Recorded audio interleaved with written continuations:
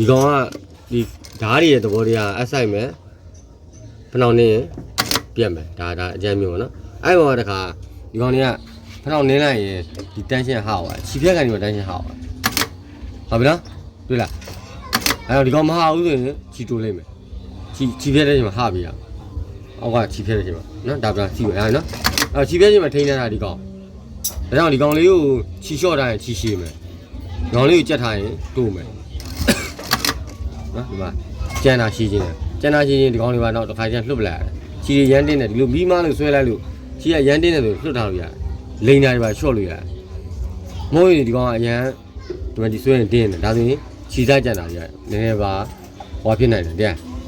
ဒီမှာလိန်တာတွေချော့လို့ရတယ်ဟုတ်ပြီနော်အော်ခြေလျှော့တယ်ဆိုတော့ဘာလို့လျှော့လဲဆိုတော့အပေါ်ကခြေစားကအရန်တင်းတယ်အဲ့လိုဘီးမဆိုလို့တင်းတယ်ခြေစားတိုးတယ်ဆိုရင်ဒီကောင်ကိုလျှော့လို့ရတယ်နော်အဲ့လိုလျှော့မှသူကနည်းနည်းခြေစားရှိမှာဟုတ်ပြီနော်အဲ့ဒီမှာအခုဒါနည်းလျှော့လိုက်နော်ဒါအရှိကြီးကျန်နော်ဒါဒီကလျှော့လိုက်တဲ့အတွက်နော်ခြေကိုလျှော့လိုက်တဲ့အတွက်အရှိကြီးကျန်နော်ဒီမှာပြက်တာပြက်တယ်ပြင်းတဲ့နဲ့နော်ဒါဟိုဒါဆက်ရက်တဲ့အချိန်ပေါ့နော်ခြေဖြက်ပြီးရက်တဲ့အချိန်ခြေဖြက်ရက်တဲ့အချိန်မှာဓာကန်လေးကနော်ဒီမှာပူလေးအထီးလေးရှိအဲ့ဒါလေးကပိုးဘက်မှာရောက်နေတာဟုတ်ပြီနော်ပိုးဘက်ရောက်နေတာနော်ဒါလေးမှတ်တာနော်ဒီအထီးကလေးကပိုးဘက်ရောက်နေတာဒါဆိုဒါသုံးသွားရင်ဓာကန်ဆိုရင်သူလုံးလုံးတာကြည့်မယ်ဆိုဘယ်လိုလုပ်မလဲဆိုရင်ဒီမှာအဆိုင်တဲ့အချိန်ဒီမှာဆိုင်မယ်နော်အဆိုင်မယ်ဟုတ်ပြီနော်ဆိုင်ပြီးတော့ပြန်တက်မယ်ဆိုင်ပြီးတော့ပြန်တက်မယ်ဒီဘီးကနေလွတ်ပြီနော်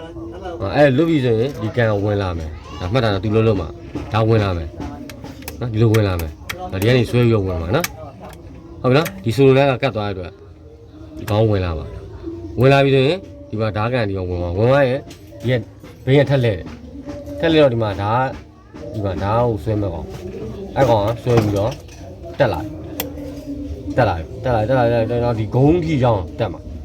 ဂုံးလေးရောက်ကုံလဲကုံအောင်ဖောက်အောင်ဖြတ်ပြီးတော့ဟုတ်နော်အဲ့တော့သူကဒါကြောင့်ဒီဓာကန်ကိုဒီဓာဘောကဝင်လာမယ်ပြီးဆွဲလှည့်ပြီးတော့ဓာမောင်းကိုဆွဲလှည့်ပြီးတော့ဒါကတက်ပြီးတော့ဖြတ်ပြီးဖြတ်တာနဲ့ကုံသွားပြီဆက်ရောက်သွားတယ်ဒါကြောင့်ဒီကောင်ကကန်တိုင်မရချိန်တဲ့ခါမှာအဲ့ဆက်ရတဲ့ချိန်မှာချိန်ဟုတ်ပြီနော်ပြီးတော့ဒီကဒါအထက်လေးဒါဘယ်လောက်ထက်လဲတော့နော်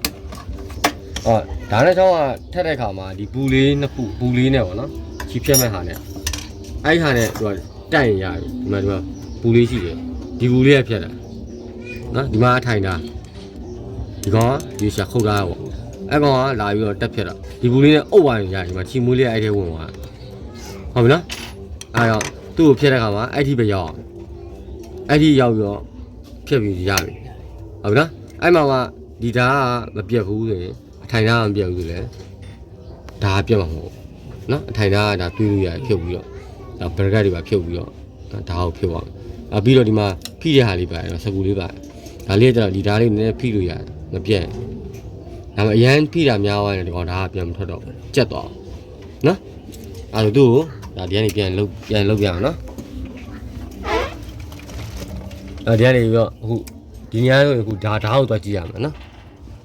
ဓာတ်ကိုကြည့်ရမယ်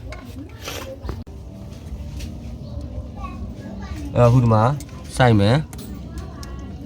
တက်မယ်ဓာတ်အပေါ်တက်လာပြီအဲ့မှာဘူးနဲ့ဆုံးပြီတိုက်မယ်ဖြတ်မယ်နော်အဲ့ဒီပဲတက်ရမှာနော်သူ့ကိုဓာတ်ကိုချိန်ခါကြအောင်ဘယ်လောက်တက်မလဲဆိုရင်ဒီမှာကြည့်ငါတို့ကချိန်တဲ့ခါမှာဘယ်လိုချိန်လဲဆိုရင်ဒီဓာတ်ကန်ကိုဒီဂိတ်ဆုံးထည့်လိုက်တယ်ဂိတ်ဆုံးထည့်လိုက်နော်ဒီမှာဒီမောင်းနဲ့အဆုံးပေါ့မောင်းနဲ့အဆုံးထည့်လိုက်တယ်ထည့်ယူရတာနဲ့ဒီမှာဓာတ်မောင်းဒီမှာအဲ့ဒါဒီမောင်းဓာတ်မောင်းဟိုရှော့တော့ပြီးရင်ရှော့တဲ့ခါမှာဒီကောင်မပြေးရအောင်တဲ့ဒီတန်းပြေးနေမရဒီတန်းပြေးသွားလို့မရနော်ဒီမှာဒီဘက်ကလက်ကလေးကဒီဘက်ကထိန်းတာပြီးရင်အဲ့မှာဒီမှာဟိုဘက်ကိုအထက်ကိုကြည့်ဒီမှာရှော့လိုက်ရင်ရော့သွားမထက်တော့ဘူးဟုတ်တွေ့လားမထက်မပြတ်တော့ဘူးထက်အောင်ဆွဲပြရဒါပေမဲ့ဒီအောက်ကြီးရိုက်လို့မရဘူးအောက်ရိုက်လို့ရဒီမှာအောက်ရိုက်လိုက်တိုက်နေလည်းမရဘူးနော်အဲ့ဒါဒီမှာဂိတ်ဆုံးထားရမယ်ဒီမှာထက်တဲ့ထိပဲထားမယ်ထားပြီးတော့မှဒါကိုကြက်နော်ပြီးရင်ဒီကောင်မပြေးရအောင်ပြောတာနော်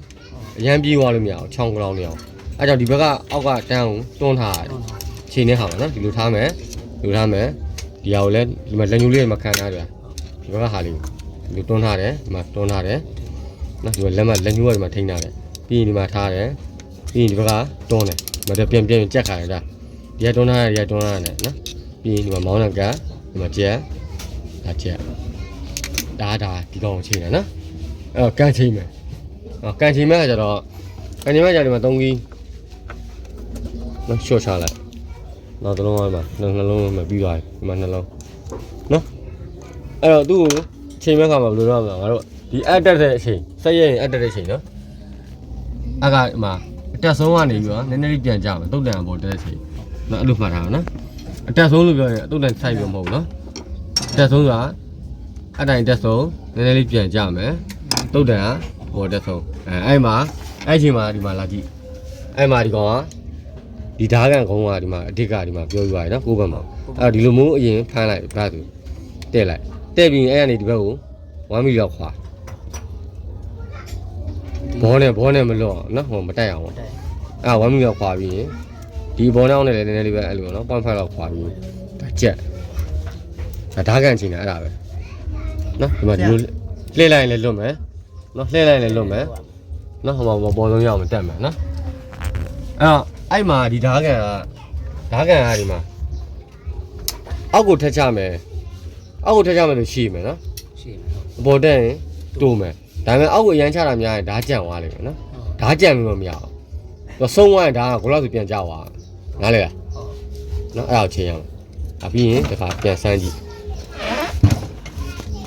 ဒါအဲ့လိုဖြတ်ပြီးဘက်ဆိုပြန်ကျမကျလို့ကြံနေဆိုရင်